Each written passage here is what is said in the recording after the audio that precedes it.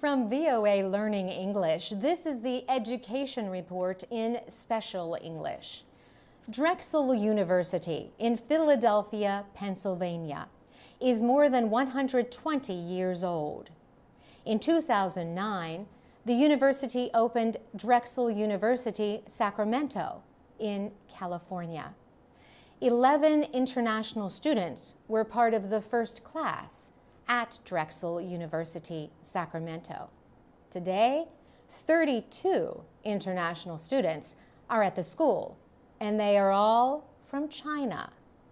The master's degree in finance program is almost entirely Chinese students. Most of the students are from Shanghai, a big financial center. Some are from the capital, Beijing.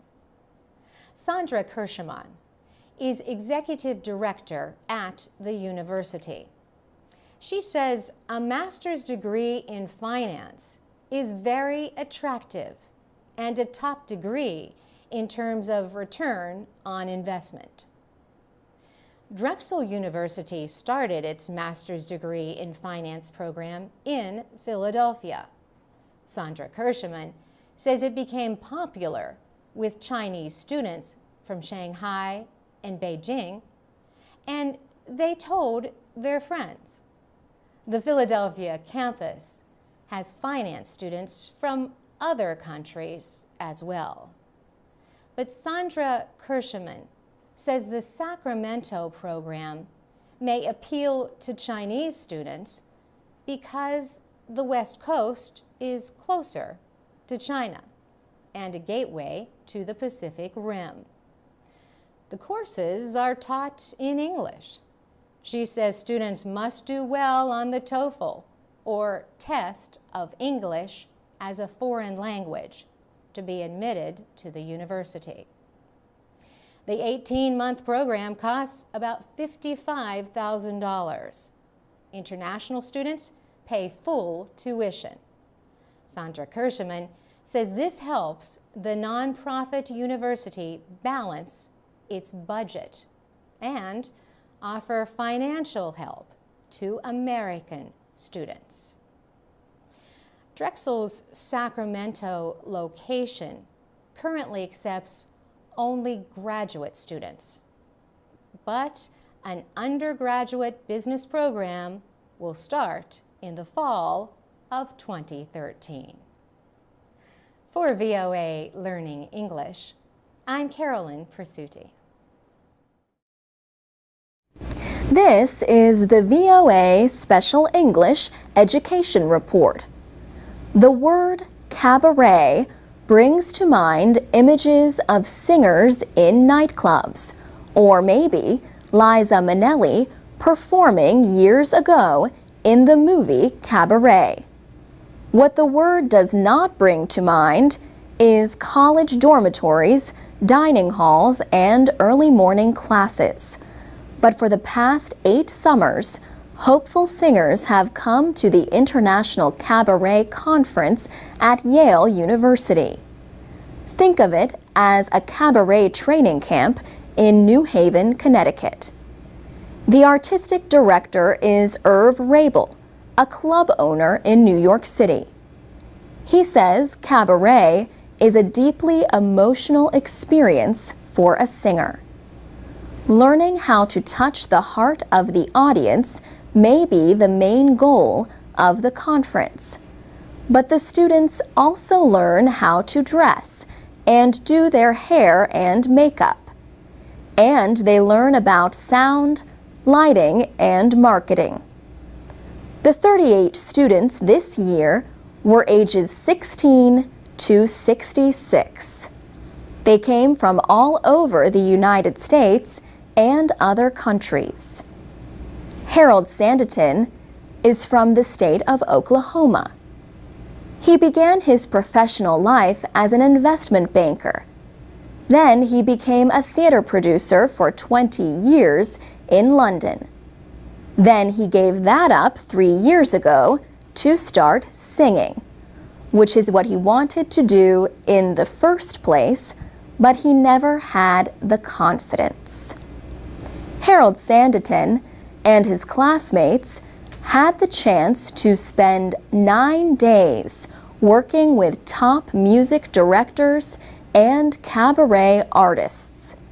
They included Laurel Massey, an original member of the singing group Manhattan Transfer, and Faith Prince, a Tony Award-winning actress. So now it is time for the first performance session.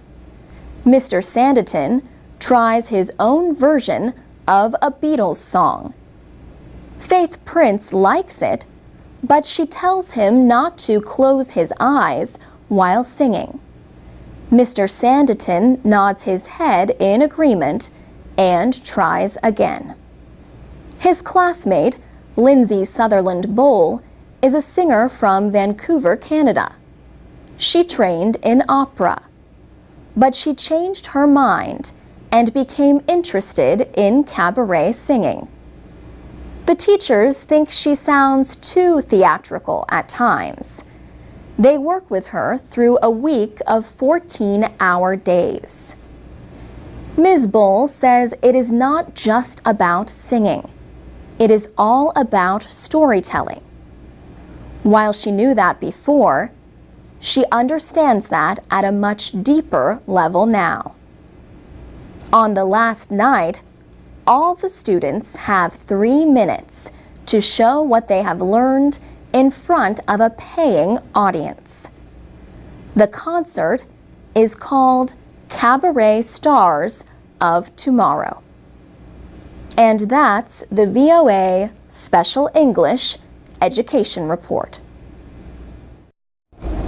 This is the VOA Special English Education Report. The number of international students in the United States is at record levels. Last year, more than 670,000 foreign students attended an American college or university. And for the 8th year, the school with the largest number was the University of Southern California in Los Angeles. USC has about 6,600 international students in regular academic programs.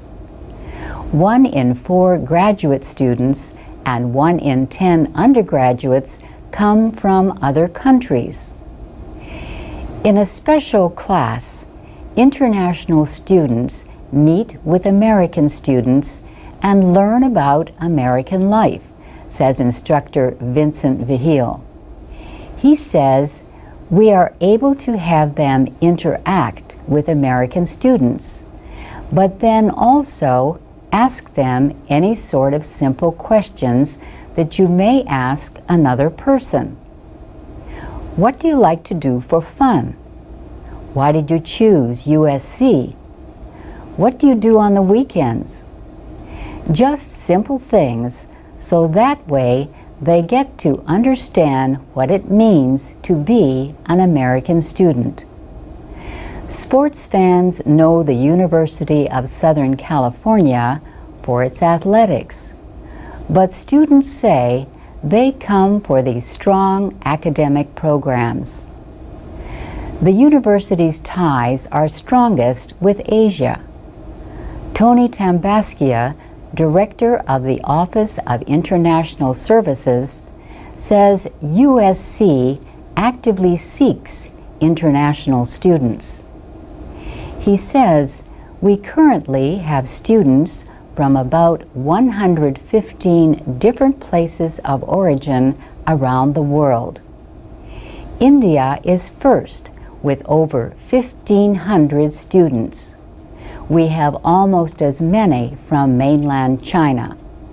Yuan-Si Zhao from Beijing is working on her master's degree in communication management.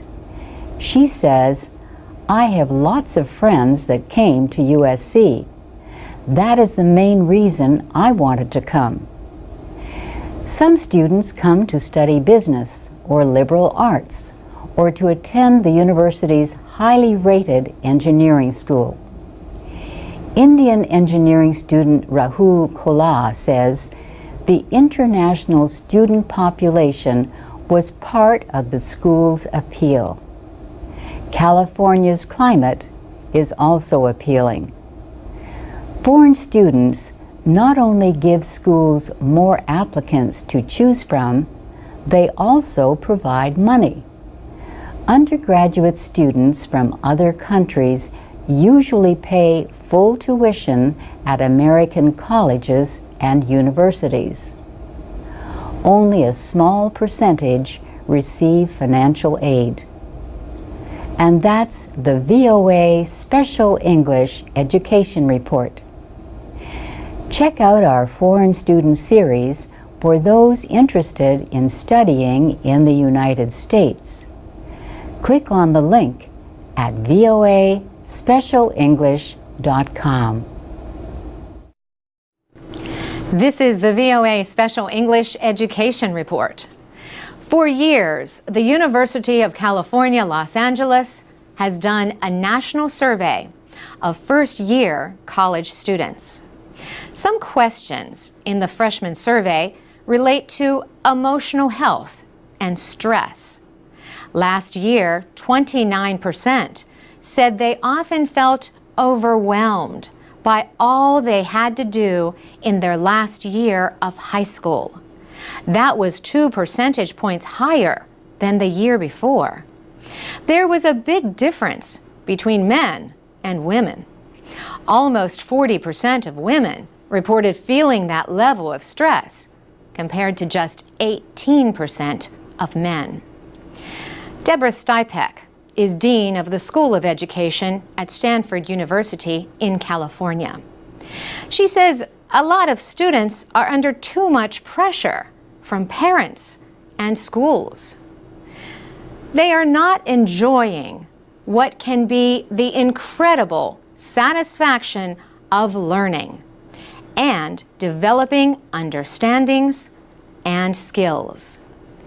Learning can be an adventure, but instead of an adventure, it's really about the test. It's about the college application. Professor Stipek recently wrote about this issue in the journal Science. She used the example of her own daughter in high school. Her daughter has taken advanced placement, or AP courses, in French to earn credit toward college. She told her mother she would be happy to never speak French again. Deborah Stipek says, "I think that revealed the real basic problem, which is the AP courses that she was taking in French were not about learning French, not about being able to communicate with a different culture, or to travel, or to have a skill that could be useful in life. It was about getting a score on an AP test that would help her get into the college of her choice."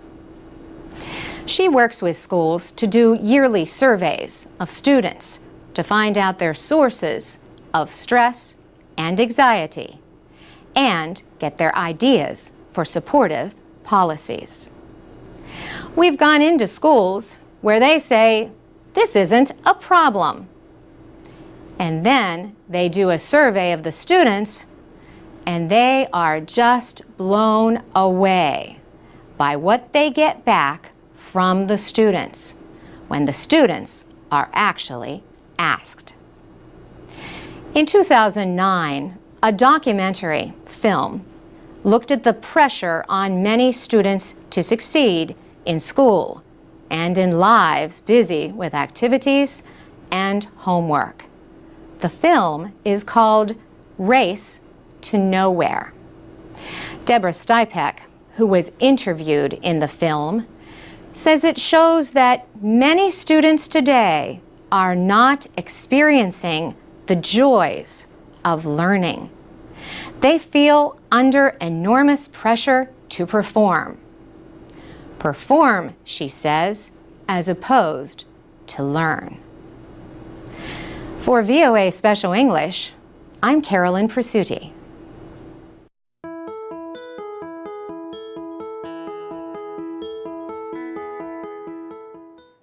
From VOA Learning English, this is the Education Report. Entrance examinations have been causing problems at the University of Liberia in Monrovia.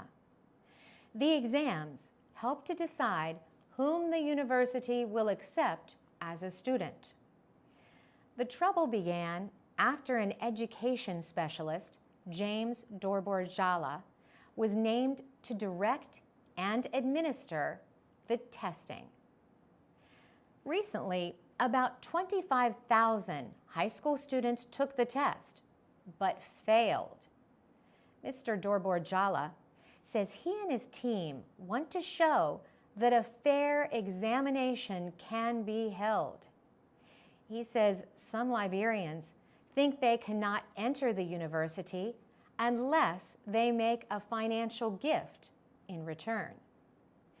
He said the university has been trying to decide how to oversee the process so that people's abilities would be measured on the basis of their performance on the examinations. Last year, the University of Liberia accepted about 7,000 new students after they took a similar exam. But that test was judged differently. Mr. Dorborjala says the university sought his help because it had problems in the past with entrance exams. The country's Minister of Education says she does not think that all the students failed the test. Some of the students have held protests at the university. They say they were cheated out of more than $20, which was required to register for the test. It appeared that the university would have no first-year students until Liberian President Ellen Johnson Sirleaf met with university officials. The officials then said they would lower admission test requirements and accept at least 1,600 people. Mr. Dorborjala says the most recent test results were based on raw scores.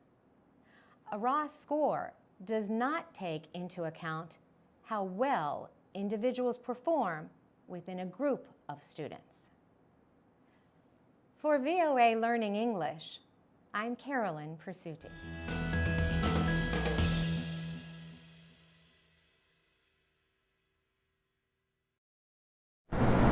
This is the VOA Special English Education Report. Last week, we told you how some international students have few friends in their host countries when they study overseas. One study in the United States found that 38% of foreign students said they had no close American friends. Communications specialist Elizabeth Garys studied more than 450 foreign students. VOA's Jessica Stahl also investigated the issue in her blog, The Student Union. Her survey showed 75% of foreign students said they have more than 2 American friends, but 10% reported having no American friends. Elizabeth Garys at Baruch College in New York says efforts to improve relationships between the two groups of students have yet to be studied in detail. She says these efforts should begin with the college or university. Elizabeth Garys says teaching institutions should build systems that support contact. They can do that, she says, with group activities early in the school year. She suggests taking walks, going on bicycle, field or camping trips, and attending parties, sporting events, or film festivals. She says such activities should be held repeatedly to bring students together throughout the school term. Elizabeth Gary's also suggests that foreign students share housing with American students. Michigan State University is known for its programs for international students. Last year, about 5,900 students from 133 countries attended Michigan State. They made up perhaps 12% of the total university population. Peter Briggs directs the Office for International Students and Scholars at Michigan State. He says more foreign students are expected to register this year. Many students and community members are trained and prepared to help foreign students. The volunteers assist new students as they complete government requirements and find their academic advisors. Peter Briggs says the volunteers also help answer their traditional questions of new people anywhere. Where do I get an identification card? Which is the best bank? What is my cell phone plan? How do I get a social security number or driver's license? He says that kind of information is shared both formally and informally as students advise other students. We're really supporting that network, he says. Peter Briggs also notes that if the new students make friends as they begin school, they will come to feel part of the life and traditions of the university. For VOA Special English, I'm Laurel Bowman.